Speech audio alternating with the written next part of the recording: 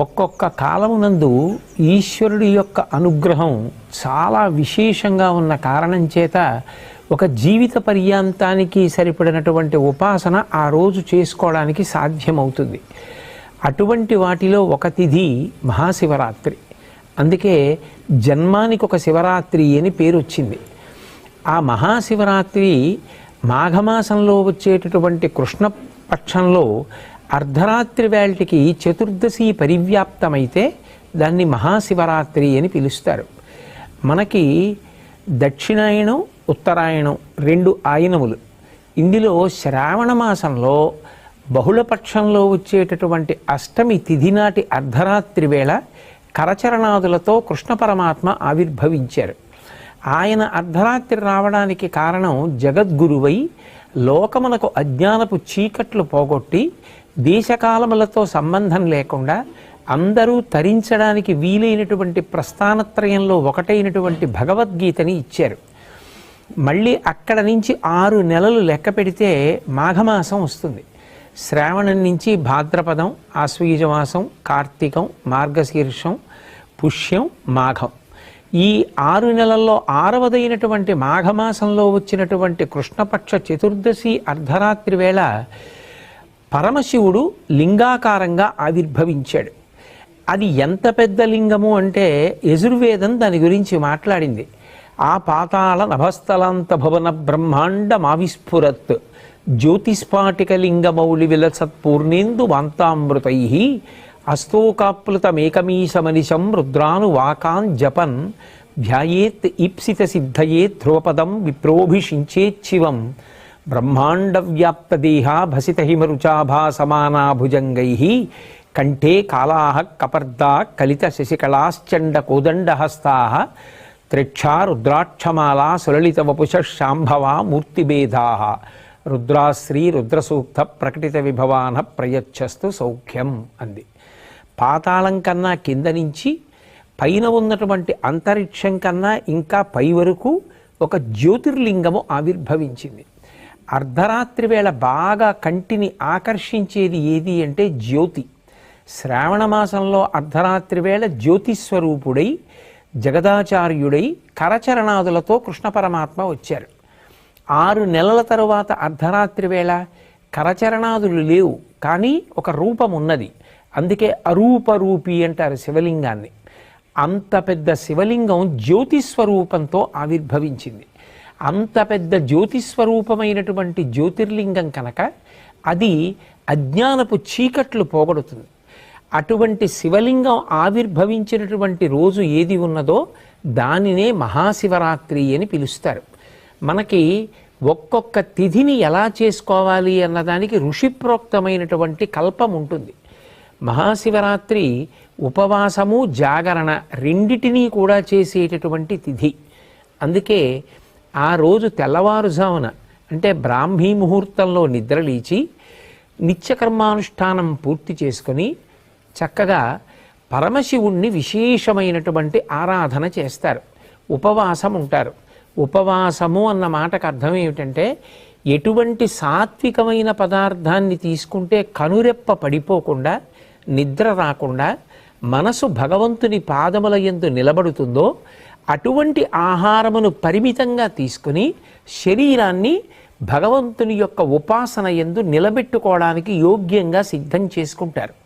కంటికి కడుపుకి దగ్గర సంబంధం.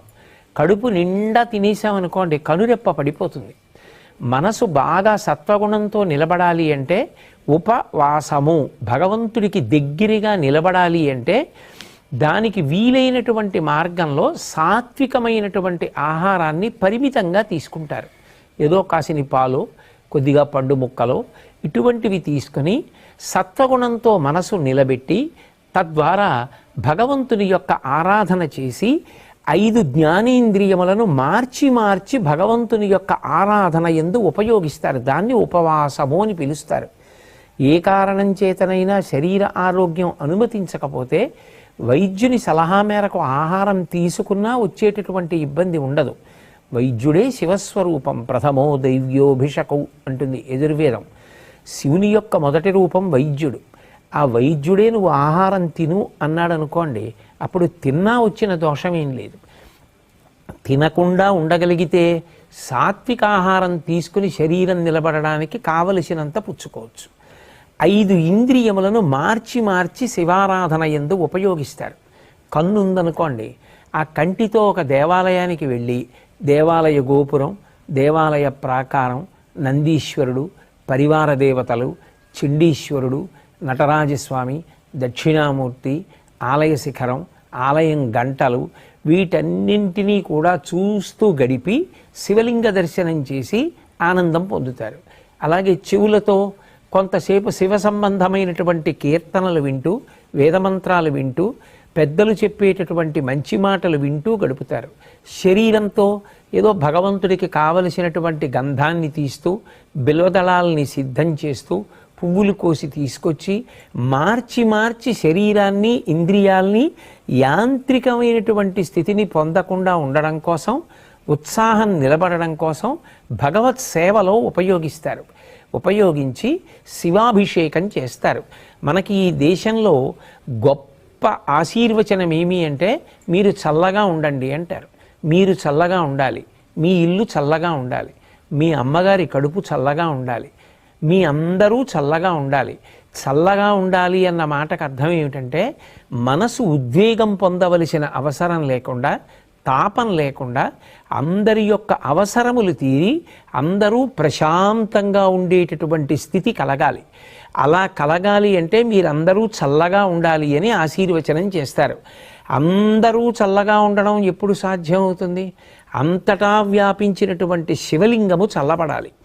సహజంగా శివలింగం మీద చంద్రబింబం ఉన్న కారణం చేత ఆ చంద్రుడిలోంచి స్రవించేటటువంటి అమృత ధారల చేత శివలింగం చల్లబడుతూ ఉంటుంది. దానికి సంకేతంగా శివాలయంలో శివలింగం మీద ధారాపాత్ర ఉంచి అందులోంచి సన్నటి ధార ఎప్పుడూ పడేటట్టుగా ఉంచుతారు. మనం కూడా ఆ రోజున పార్థివలింగం చేసి కానీ, శివాలయంలో ఉండేటటువంటి శివలింగాలకి కానీ అభిషేకం చేశామనుకోండి, దాని చేత శివలింగాలు చల్లబడతాయి.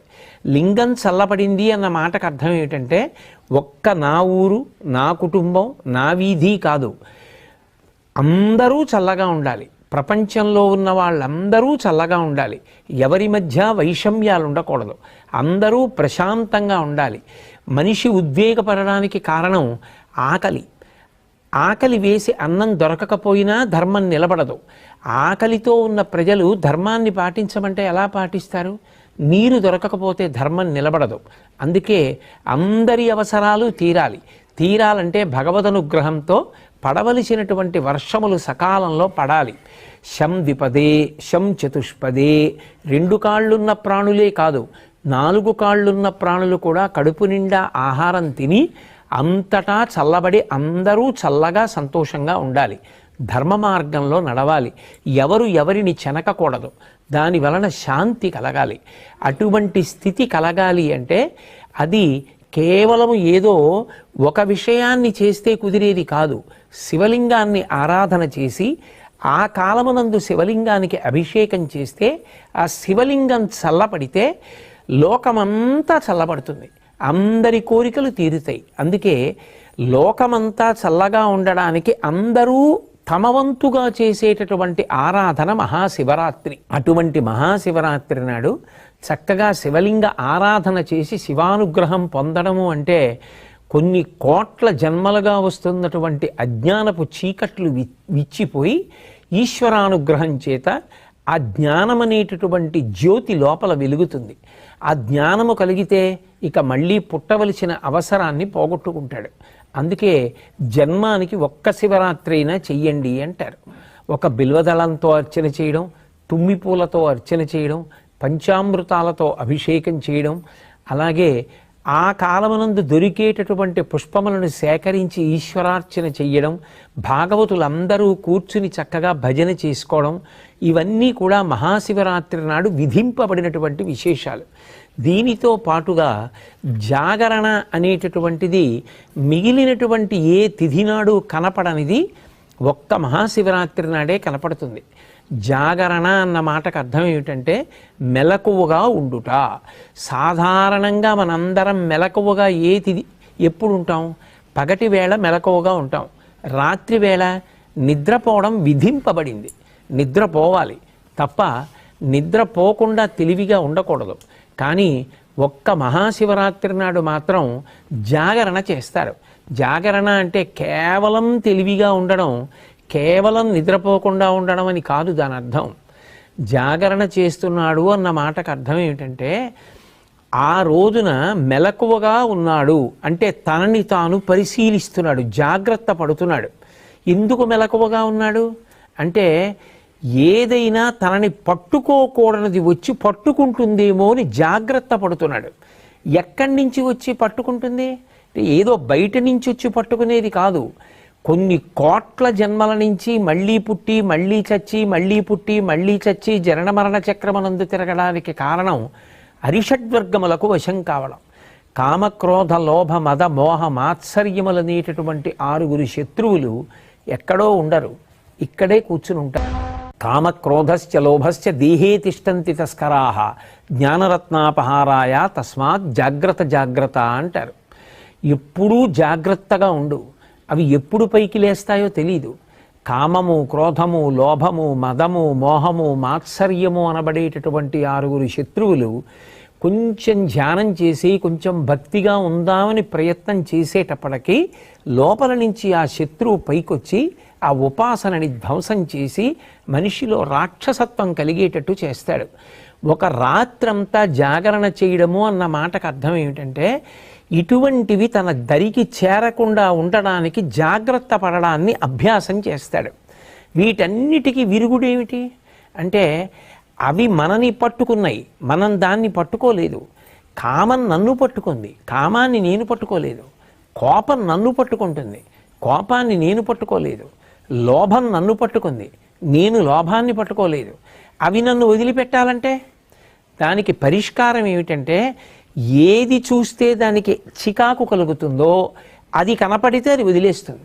ఉదాహరణకి జలగ పట్టుకుందనుకోండి, నెత్తురు తాగేస్తూ ఉంటుంది.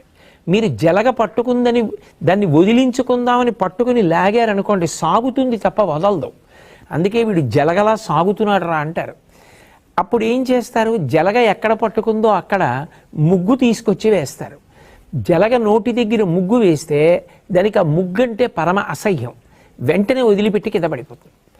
ముగ్గు తగిలితే జలగ వదిలిపెట్టేసినట్టు భగవత్ సంబంధమైన విషయములు ఏవి లోపలికి వెడుతున్నా ఇవి పైకి లేవవు. అగ్ని పైకి లేస్తోందనుకోండి, దీప్తమగ్ని వివాంభస అంటారు. నీరు పోసారనుకోండి అగ్ని చల్లారిపోతుంది. నెయ్యి పోస్తే అగ్ని పైకి లేస్తుంది. కోరికలు తీర్చుకున్న కొద్దీ కోరికలు విజృంభిస్తాయి. నాకు కోపం ఎక్కువ అండి అని అదేదో గొప్ప అనుకుంటే కోపం ఎక్కువే అవుతుంది. వాటిని పరిశీలించుకోవాలంటే అవి దేన్ని పోస్తే అణిగిపోతాయో పరిశీలించాలి. ఆ పరిశీలించేటటువంటి రాత్రి ఏది ఉందో, ఏనాడు నువ్వు మెలకువగా ఉండి ఏవి నిన్ను అజ్ఞానపు చీకటిలోకి నెట్టేస్తున్నాయో వాటిని పరిశీలించేటటువంటి రాత్రికి జాగరణమని పేరు. ఆయన జ్ఞానజ్యోతి అయి ఆవిర్భవించినటువంటి పరమ పవిత్రమైన తిథి. ఆ రోజున మనం పరిశీలించడం మొదలు పెడితే మనకి శివానుగ్రహం కలుగుతుంది. ఆయన వచ్చిందే అందుకు. నేను నిన్ను శివుణ్ణి చేస్తాను, నీకు వీటిని గెలవడానికి మార్గాలు నీకే తట్టేటట్టుగా చేస్తానంటాడు. ఒకడు అప్పటి వరకు కోపం గొప్ప అనుకున్నాడు. ఒకరోజు జాగరణ చేసి బాగా ఆలోచించాడనుకోండి, తెలుస్తుంది కోపం వల్ల ఏమి సాధిస్తాను. ఒకవేళ నేను బలవంతుడనై కోపము చేత అవతలవాణ్ణి శాసించినా అది తాత్కాలికం, వాడు మళ్ళీ ఎప్పుడోప్పుడు తిరగబడతాడు. కానీ ప్రేమ చేత జయించింది శాశ్వతం. అందుకే కోపం కన్నా ప్రేమ గొప్పది అని తెలుసుకున్నాడు. కోపము నన్ను పాడు చేస్తోంది. నేను కోపంతో ఎవరినైనా ఏమైనా అంటే వారు దాన్ని తీసుకోకపోతే అది వారిని ఏం చేయదు. కానీ కోపంతో దుర్భాషలాడి నేను పాపం మూట కట్టుకుంటున్నాను. అందుకే కోపము శత్రువు.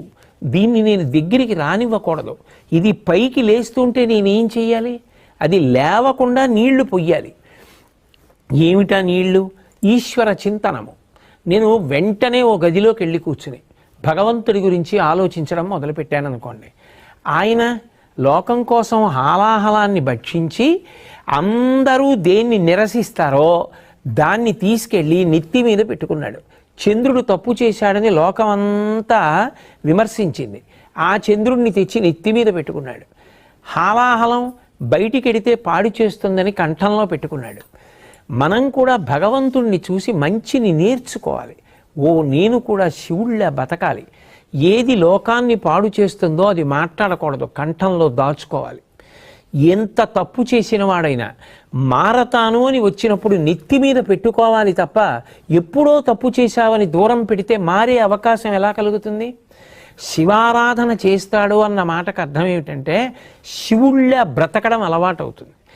జాగరణ చేశాడు అన్న మాటకు అర్థం ఏమిటంటే చీకటి పడిందని పడుకున్నాడు తలుపులు వేసుకొని. ఆ రోజు పడుకోలేదు, మెలకువగా ఉన్నాడు. ఆ చీకటిని గెలవడానికి కారణాలు వెతికాడు. నన్ను అజ్ఞానపు చీకటిలోకి తోసేస్తున్న అరిషడ్వర్గములను నేను ఎలా గెలవాలి? బాగా భగవంతుని యందు మనసు పెట్టాడు, ధ్యానం చేశాడు, మంచి గ్రంథపఠనం చేశాడు, శివారాధన చేశాడు, అర్ధరాత్రి కూడా అభిషేకం చేశాడు, పెద్దల మాటలు విన్నాడు, కీర్తనలు విన్నాడు, ఆలోచించాడు, పూజ చేశాడు. మనసుని మార్చి మార్చి ఇంద్రియములతో కలిపి భగవంతుని యొక్క పాదముల దగ్గర పెట్టగా అరిషడ్వర్గములను గెలవడానికి కావలసినటువంటి మార్గములు ఇక్కడే ప్రచోదనమవుతాయి. ఇప్పుడు ఆ అరిషడ్వర్గములను గెలవడం చేతనైంది. ఆయన ఎవరవుతాడు? పశువు పశుపతి అయిపోయాడు. ఎందుకని?